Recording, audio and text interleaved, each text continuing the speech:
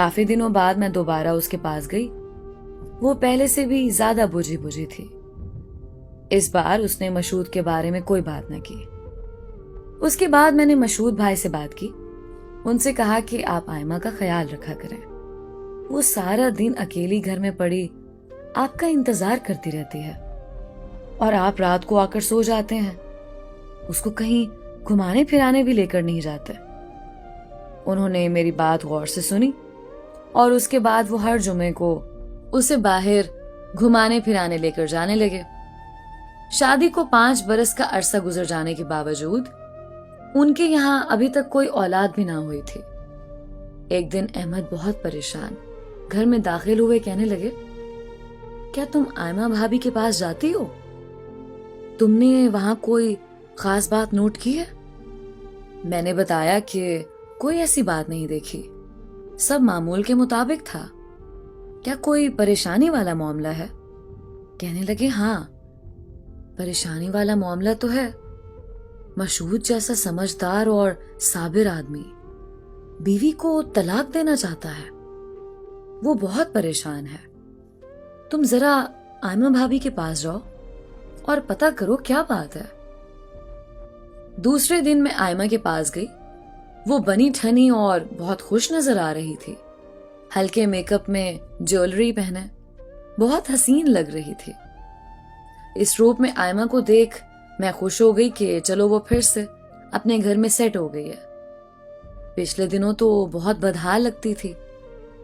ابھی وہاں بیٹھی تھی کہ در پر دستک ہوئی. گیراج سے لڑکا روٹی لینے آیا ہے، ملازمہ نے بتایا. میں نے دیکھا کہ آئمہ کے چہرے پر رونق آ گئی. وہ ٹفن اٹھا کر خود در پر اس لڑکے کو کھانا دینے چلی گئی. جب کافی دیر ہو گئی تو میں اٹھ کر جانے لگی. تبھی ملازمہ نے مجھے کہا، ذرا ٹھہریے میں جا کر دیکھتی ہوں. ملازمہ نے مجھے روک لیا اور خود دروازے کی طرف چل دی. یہ صورتحال دیکھ کر میں پریشان ہو گئی. اب سمجھ میں آیا کہ کچھ اور معاملہ ہے اور میرے شوہر کیوں پریشان تھے. ذرا دیر بعد ملازمہ آ گئی. اس کے چہرے پر گھبراہٹ تھی. میں جانے کو ہوئی، دروازے تک پہنچی ہی تھی کہ آئمہ اندر آ گئی. اصرار کرنے لگی کہ بیٹھو، مگر میں نے معذرت کر لی کہ بچے اسکول سے آنے والے ہیں اور مجھ کو دیر ہو رہی ہے. شام کو احمد آئے تو میں نے ان کو تمام صورتحال سے آگاہ کیا اور پوچھا کہ کیا معاملہ ہے. وہ بولے، پچھلے دنوں مشہود نے کاروبار بڑھایا تو اس کو سنبھالنے کے لیے ایک نوجوان کی ضرورت تھی. انہوں نے فرحان نامی لڑکا ملازم رکھ لیا. وہی دکان سے روز کھانا لینے آتا، کچھ دنوں سے دیر کر دیتا تھا. انہوں نے پوچھا کیوں دیر ہو جاتی ہے. فرحان نے جواب دیا کہ جب میں جاتا ہوں کھانا تیار نہیں ہوتا، گھر سے مجھے انتظار کرنے کو کہا جاتا ہے تو میں وہاں انتظار کرنے بیٹھ جاتا ہوں. مشہود کو کوئی شک نہ ہوا. اس نے گھر آ کر ملازمہ سے پوچھا. وہ بولی، صاحب جی، کھانا تو وقت سے پہلے تیار ہو جاتا ہے، جب لڑکا آتا ہے ٹفن تیار ہوتا ہے. یہ بات ملازمہ نے اس وقت کہی جب آئمہ واش روم میں تھی. مشہود کو آئمہ پر تو شک نہ ہوا، لیکن ملازم اس کی نظر میں مشکوک ہو گیا کہ وہ کھانا لینے کے بعد کہیں اپنے کسی کام سے نکل جاتا ہوگا. 2-3 بار کی تنبیہ کے باوجود لڑکے کو آنے میں تاخیر ہوتی رہی تو مشہود نے سوچا معلوم تو کروں معاملہ کیا ہے. انہوں نے جب اس کا پیچھا کیا، دیکھا کہ اس کی بیوی ٹفن ہاتھ میں لیے گھر سے باہر نکلی اور پاس بنی بیٹھک میں چلی گئی جہاں فرحان بیٹھا تھا. مشہود کافی دیر باہر انتظار کرتا رہا. آدھے پونے گھنٹے کے بعد اس کی بیوی بیٹھک سے گھر میں گئی اور لڑکا باہر نکل کر گیراج کی طرف روانہ ہو گیا. مشہود نے اب بھی آئمہ پر شک نہ کیا. وہ سمجھا کہ تمام عورتوں کی طرح میری بیوی بھی میری جاسوسی میں لگی ہے. تبھی اس سے معلومات کریدنے کو یہ طریقہ اختیار کر لیا ہے. اس نے بیوی کو تو کچھ نہ کہا، مگر ملازم کو ہدایت دی کہ اگر میری بیگم تم سے میری باہر کی سرگرمیوں کے بارے میں احوال لینے کی کوشش کرے تو اسے بات کرنے کی بجائے مجھ کو آگاہ کر دینا، اور اس سے یا مجھ سے ڈرنے کی ضرورت نہیں ہے۔ ملازم سمجھ گیا کہ اب اس کا بیٹھک میں رکنا خطرے سے خالی نہیں، لہٰذا اس نے آئمہ کو آگاہ کیا اور دونوں نے ملاقات کا ایک اور راستہ ڈھونڈ لیا۔ گھر سے قریب ایک ریسٹورانٹ تھا۔ آئمہ مقررہ وقت پر وہاں چلی جاتی اور ٹفن دینے کے بہانے دونوں تھوڑی دیر بیٹھ کر چائے پینے کی آڑ میں ملاقات کر لیتے، جبکہ اس نے ملازمہ کو سختی سے منع کر دیا کہ صاحب کو اس کے باہر جانے کا نہیں بتائے گی۔ اب آئمہ بہت بدل گئی تھی۔ اس کا بناؤ سنگھار اس کی نئی سوچ کی چغلی کھا رہا تھا۔ ایک دن مشہود پرزہ لینے کے لیے بازار گیا۔ واپسی میں اس نے سوچا گھر کا چکر لگا لوں اور کھانا بھی گھر آ کر کھا لوں۔ وہ گاڑی میں تھا۔ جو ہی اس کی گاڑی ریسٹورانٹ کے سامنے سے گزری، اس نے فرحان کو وہاں سے نکلتے دیکھا۔ اس کے ہاتھ میں کھانے کا ٹفن تھا۔ اس نے سوچا یہ بدبخت شاید یہاں بیٹھ کر پہلے خود میرے کھانے پر ہاتھ صاف کرتا ہے اور بعد میں بچا ہوا کھانا گیراج لے آتا ہے، تبھی اس کو دیر ہو جاتی ہے۔ مشہود ریسٹورانٹ میں گیا۔ فرحان سے پہلے ہی آئمہ جا چکی تھی۔ اس نے ویٹر سے پوچھا، ابھی جو نوجوان ٹفن ہاتھ میں لیے باہر نکلا ہے، کیا وہ یہاں بیٹھ کر ٹفن سے کھانا کھاتا ہے؟ اس نے کہا، نہیں صاحب، یہ لوگ ریسٹورانٹ سے ہی کچھ نہ کچھ لے کر کھاتے ہیں اور کافی پیتے ہیں۔ کتنے لوگ ہوتے ہیں؟ 2-3، ان کے ساتھ ایک عورت بھی ہوتی ہے۔ وہ 5 منٹ پہلے آ جاتی ہے اور ان کے یہاں سے نکلنے سے 3 منٹ پہلے نکل جاتی ہے۔ مشہود کے دماغ میں خطرے کی گھنٹی بجی۔ اب اس کو ٹوہ لگی کہ دیکھوں اس بات کی تہ میں کیا ہے۔ اگلے دن وہ مقررہ وقت سے 10 منٹ بعد ریسٹورانٹ میں داخل ہوا۔ آئمہ اور فرحان ٹیبل کے آمنے سامنے بیٹھے ہوئے تھے اور ہنس ہنس کر باتیں کر رہے تھے۔ آئمہ نے جو مشہود کو دیکھا گھبرا گئی۔ میرے دوست نے ریسٹورانٹ میں اپنا تماشا بنانا مناسب نہ سمجھا۔ بیوی کو کہا گھر چلو۔ وہ کمال ضبط سے اس کو خاموشی کے ساتھ گاڑی میں بٹھا کر گھر لے آیا اور الٹا چور کوتوال کو ڈانٹنے والی مثال صادق ہو گئی کہ آتے ہی آئمہ نے شور مچا دیا، مجھ کو طلاق دے دو، میں اب تمہارے ساتھ مزید نہیں رہ سکتی۔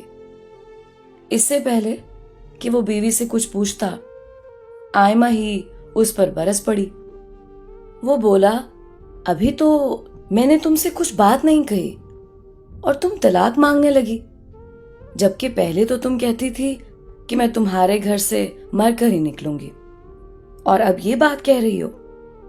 ہاں، تب حالات اور تھے، لیکن اب میرا تمہارا گزارا مشکل ہے۔ میں قید تنہائی سے تنگ آ گئی ہوں۔ تمہارے ساتھ رہنے کا مطلب ہے گھٹ گھٹ کر مر جانا۔ اس سے تو اچھی شادی سے پہلے تھی۔ اسکول جا کر 2 سہیلیوں سے بات تو کر لیتی تھی۔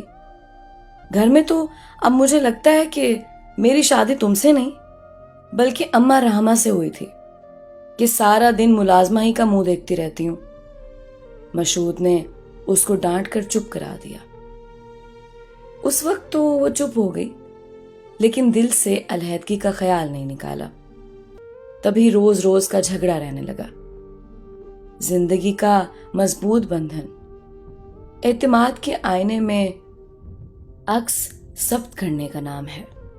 یہ عکس بگڑ جائے تو اعتبار کا آئینہ بھی چکنا چور ہو جاتا ہے، تبھی پیار کا بندھن بھی ٹوٹ جاتا ہے۔ اب مشہود کا یہ حال کہ وہ روز و شب کرب کی آگ میں سلگتا، اس کے رات دن کانٹوں پر بسر ہو رہے ہیں، مگر طلاق کا فیصلہ نہیں کر پا رہا، جبکہ آئمہ طلاق لینے پر اٹی ہے۔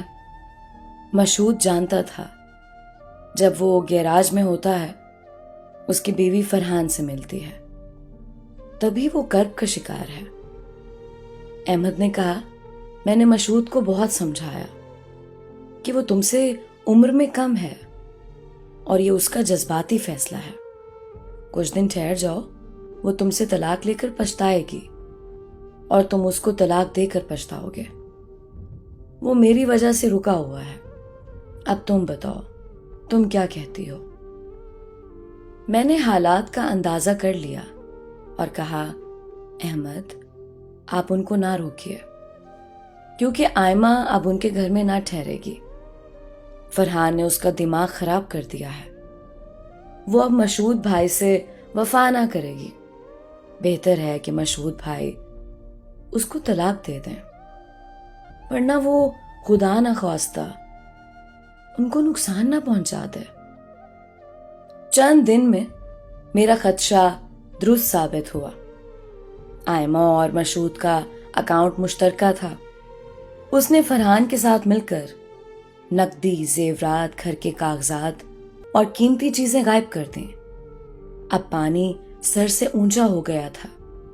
آخرکار مشہود بھائی نے اس کو طلاق دے دی کہ زندگی ان کے لیے عذاب ہو گئی تھی۔ وہ اب اس مکان اور اس شہر میں نہیں رہ سکتے تھے، چنانچہ انہوں نے شہر چھوڑنے کا فیصلہ کر لیا۔ کوٹھی اور گیراج فروخت کر دیا۔ اس بات کو چند ماہ گزرے تھے۔ صبح انہوں نے جانا تھا۔ رات کو دروازے پر دستک ہوئی۔ دروازہ کھولا تو آئمہ کھڑی تھی۔ اس کی حالت خراب تھی۔ اس نے مشہود بھائی کو بتایا کہ فرحان نے سارا مال ہتھیا لیا اور اس کو بے آسرا کر کے بھاگ گیا۔ بولی آپ جیسے اچھے شوہر کو چھوڑنے کی سزا مجھے مل گئی ہے۔ ماما بھی گھر بیچ کر کہیں چلا گیا ہے، میں کدھر سر چھپاؤں؟ مشہود نے اس کو بٹھایا اور خود ہوٹل میں سونے چلے گئے، یہ کہہ کر کہ اب تو ہمارا اکٹھے رہنا مشکل ہے، تم اس گھر میں رہو، میں نے ابھی گھر خریدنے والے کو قبضہ نہیں دیا ہے، دوسرے شہر چلا جاؤں گا۔ آئمہ روکتی رہ گئی، وہ نہ رکے۔ رات بھر وہ سوچتے رہے۔ صبح تک انہوں نے ایک اچھا فیصلہ کر لیا۔ وہ گھر واپس آئے کہ آئمہ کو معاف کر کے اس سے دوبارہ نکاح کر لیں گے، لیکن اب بہت دیر ہو چکی تھی۔ آئمہ نے نا امید ہو کر اپنی جان لے لی تھی اور اب وہ اس دنیا کو چھوڑ کر جا چکی تھی۔ کاش وہی صبح تک انتظار کر لیتی تو مشہود بھائی اس کو دوبارہ اپنا لیتے، لیکن تقدیر کو یہی منظور تھا کہ بے وفا کو اس کے کیے کا انجام ملے۔